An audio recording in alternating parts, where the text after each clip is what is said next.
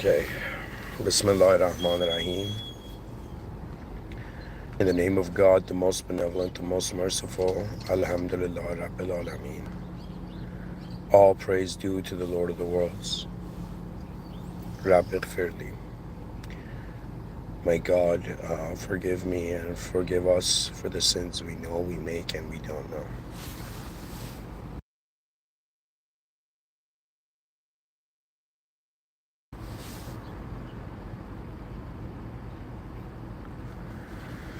Okay.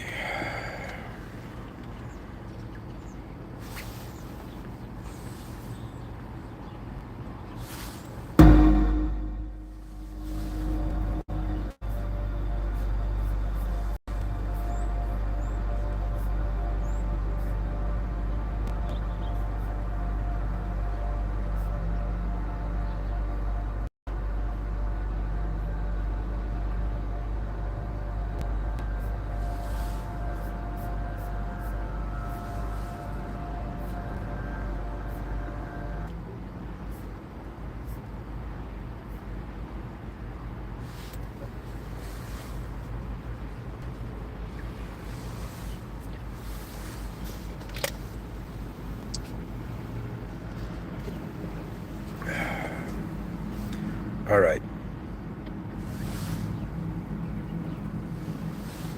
Welcome, everybody.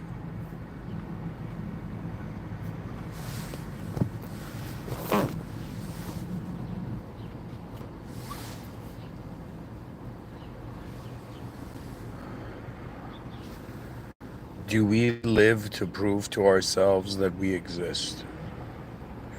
I feel I could have titled this better. But anyways, this episode is inspired.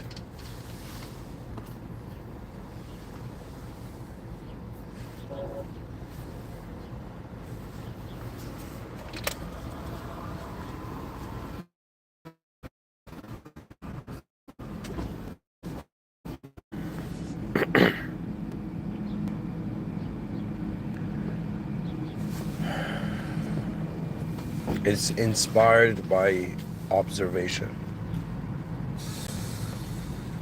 Pretty much I was having a morning coffee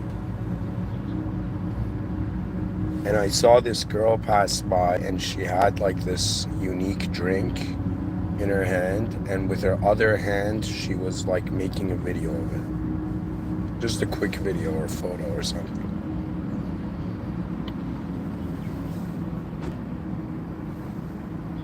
As someone fascinated by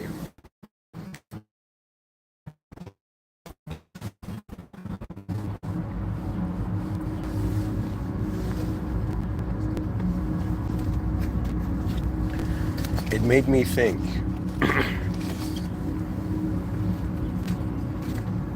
There is this idea of one humanity, one destiny.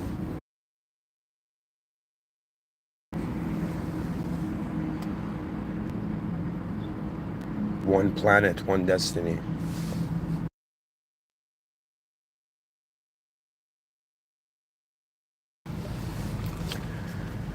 And so I thought, what if there is an urge in some human being to archive itself?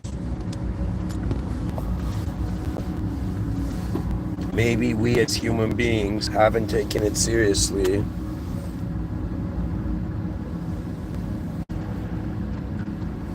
That we are an entity that requires to archive itself. And the question of why this behavior is in the human being, it leads to why I observed, that girl taking a picture of her coffee or whatever.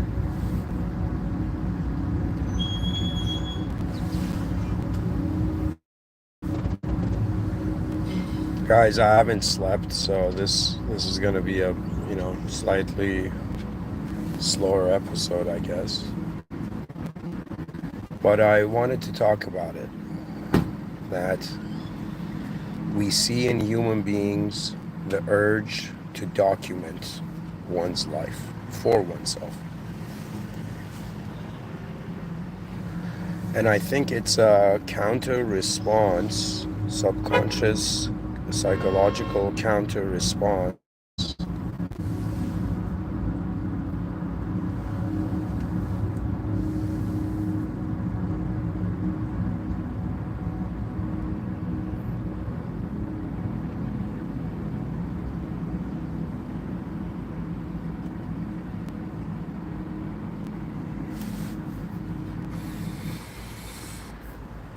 to feeling that if we don't leave behind something, it's as if we were never here. Or also that our existence has a specific value when we look at it, but it has a different value when others look at it.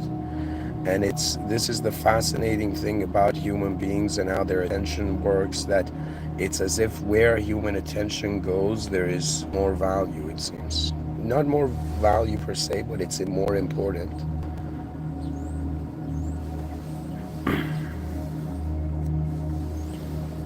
So it's all about where human attention is. Right now, for example, if I take myself, I have an attention to myself right now. And I know how that feels like. But being able to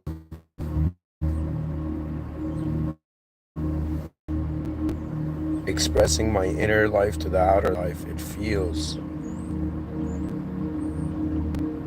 as if I am being more. I don't know how to say it. I think a part of the human urge wants to be seen by everybody, which is bizarre, but I think it's true. I think deep down, if they gave anybody the option, I mean, it's a bizarre thing. I mean, you got to be very kind of oblivious to it to kind of maintain it. Imagine having 8 billion human beings paying attention to you. Like, what do you do with that attention? You build an advanced civilization, that's what.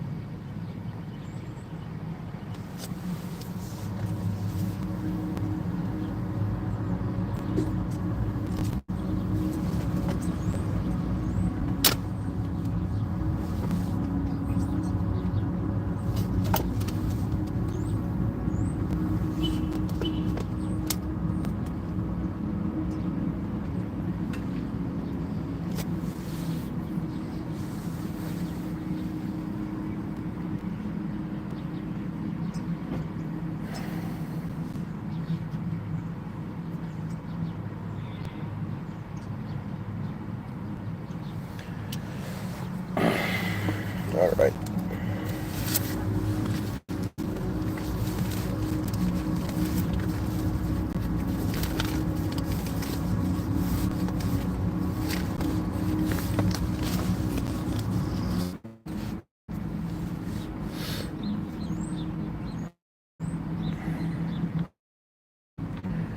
We have a human being, and let's say a human being has value.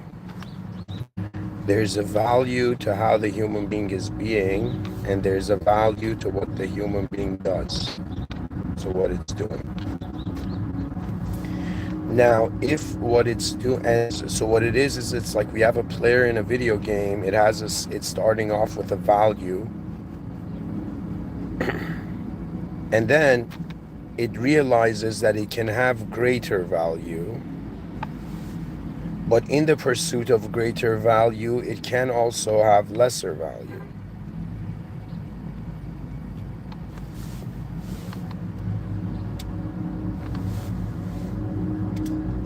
Now, what a human being does affects its being.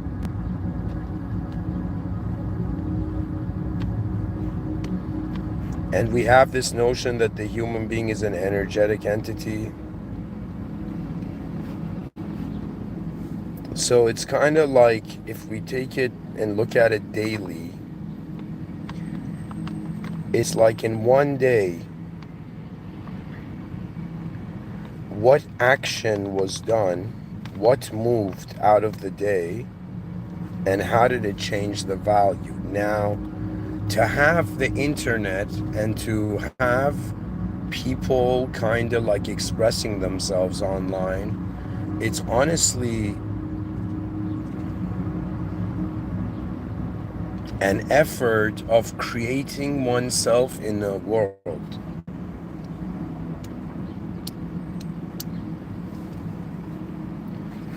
And this makes me feel that even though the human being seems to be in one simulation living a life, but to itself, the value of its one life is multiple. There's a multiplicity there. So it's like wondering, what does your existence have value? What does it have a value to? Like me existing here, it has a value to my consciousness because then there's content to engage and interact with. And when I think, well, how does my existence have value to others? To be honest, my existence is not known to like 8 billion other people, right? Unless I do something that affects their being. Okay?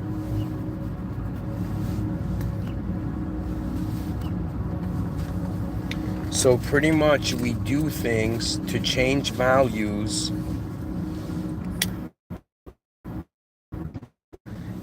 we have an urge self alone.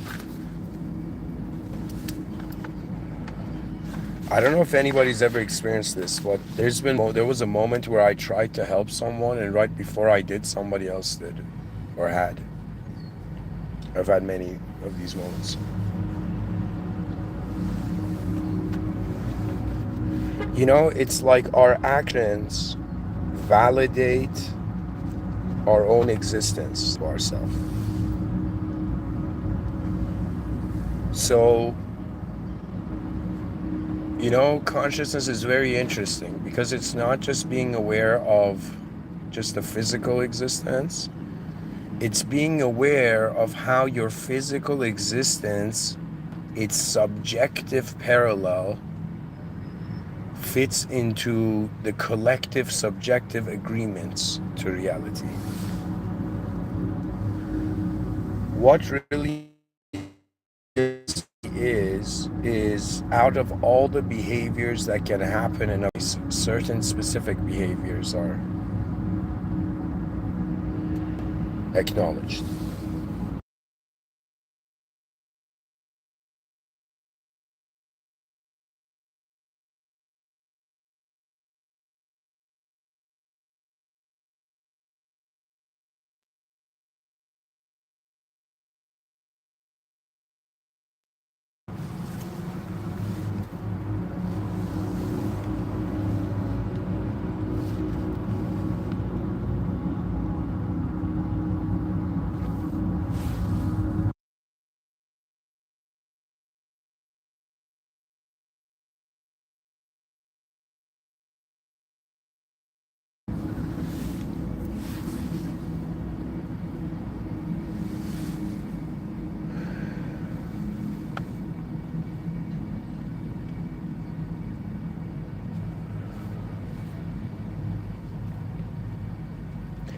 What is the value of being alone?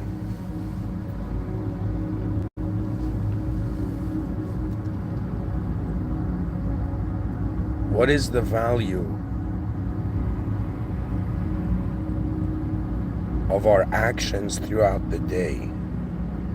You know, it's kind of like everybody is working for their future self. So you have an option as a human to work for your future self, or you can work for the future self of everybody, or you can align yourself with the future self of reality.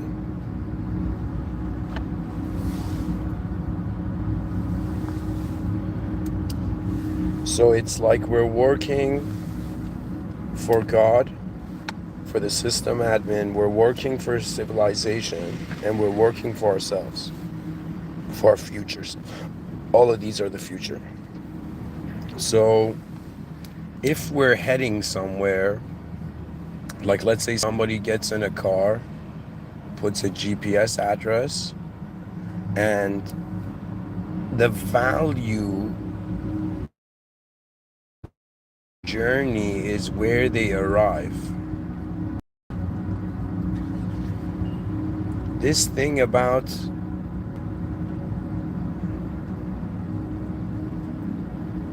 let's say having fun while doing something, like how is the fun being extracted from the moment? From what time of the moment is the fun being extracted? That means, can we look at stuff that's happened and, experience them to some degree? No. But it is fun remembering things. In the present, one can, let's say, experience fun through engagement.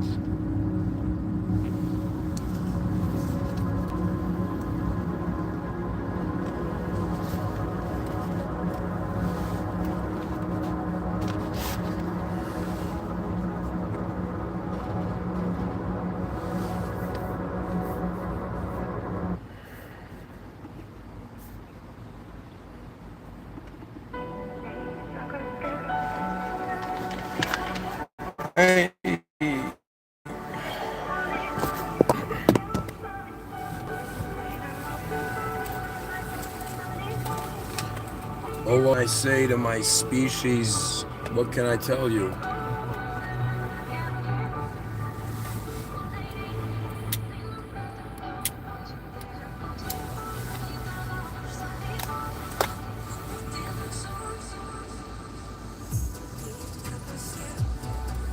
Eight billion human beings.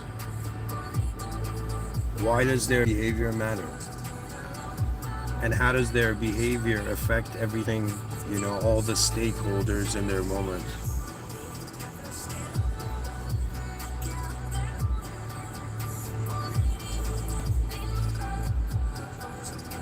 Everybody is alive to enter the future. We're all living for the future.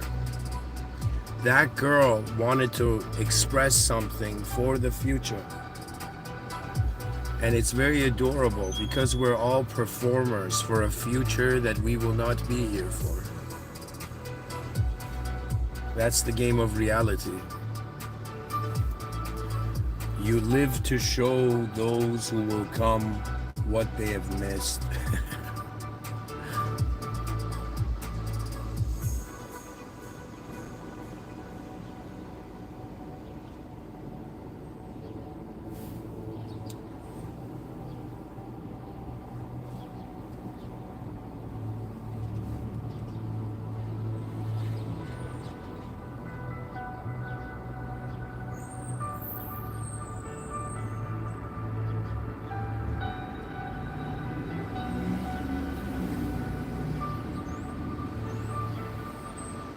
There is an urge in the human being to make the others realize what it is. Every one of you right now, you're seeking acknowledgement, whether you know it or not. And unfortunately, right now, civilization 1.0, it's like we don't have civilization 2.0 yet. You don't have a civilization that honors you every day. that cares for your position in the human species.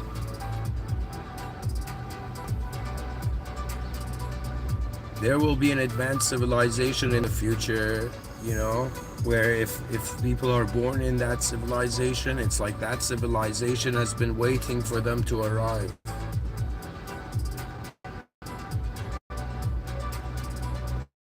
Humanity is playing a lesser game by not acknowledging its greater value.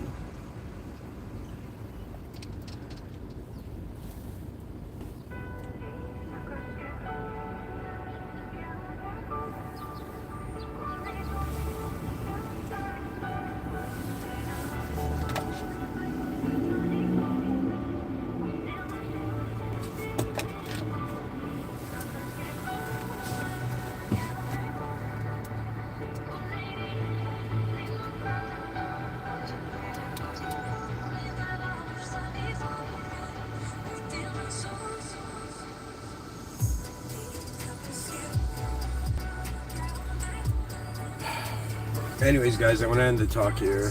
Why?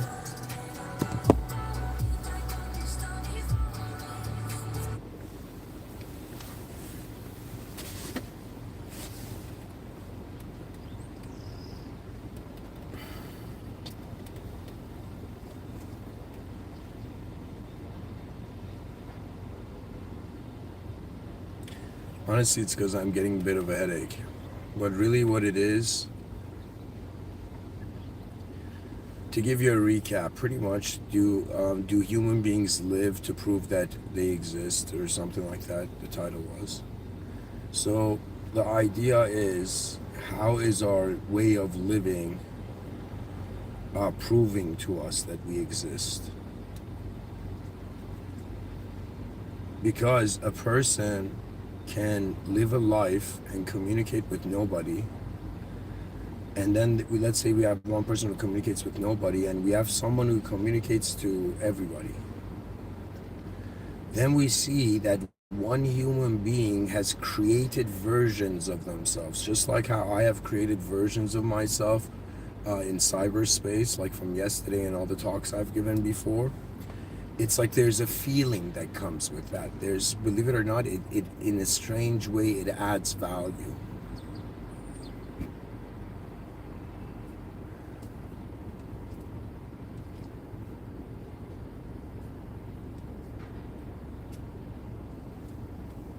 Similarly, human beings who interact with other human beings are creating simulations of themselves and others. You know, it's bizarre. We're inside a simulation, but a part of us wants to live on.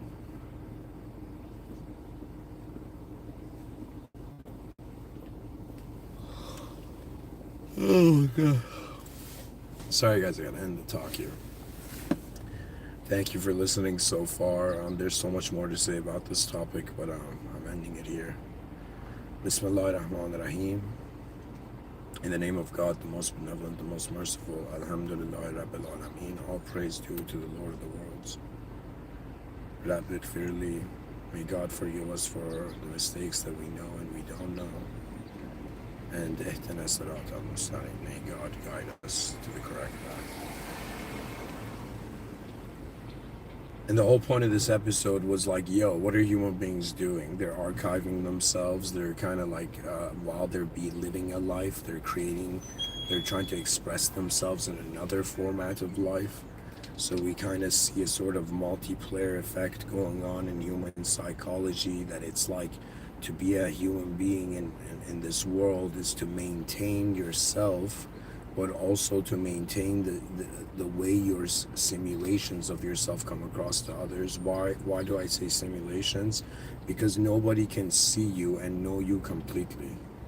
So they simulate you, right? So for example, you don't know who I am, but you see me talk, and there's something, some format simulating for you.